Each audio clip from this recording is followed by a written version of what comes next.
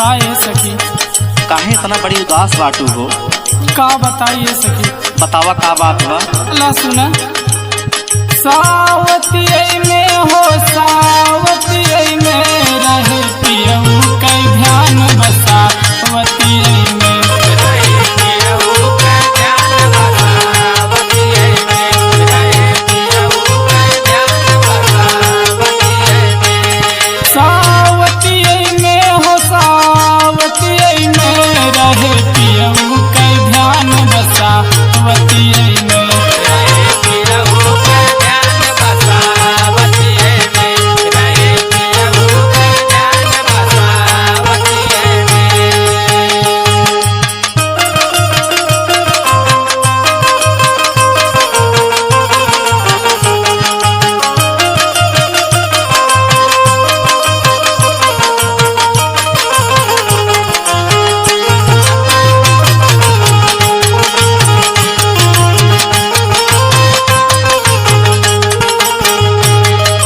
सुनावा सखी।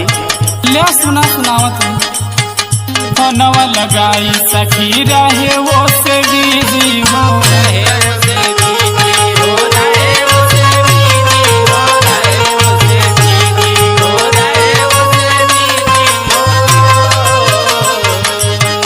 देखी देखी आदत सखी दिन रात खीजी हो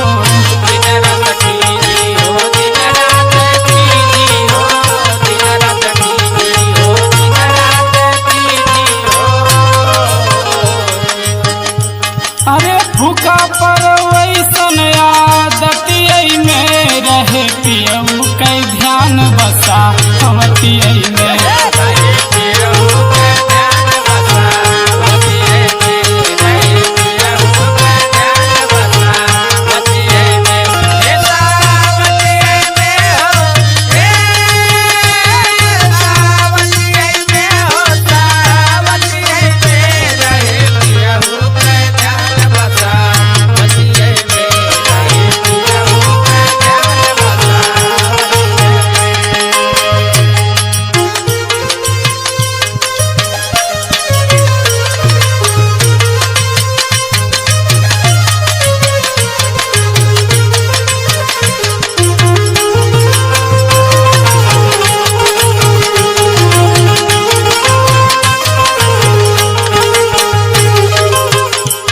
नहीं लगे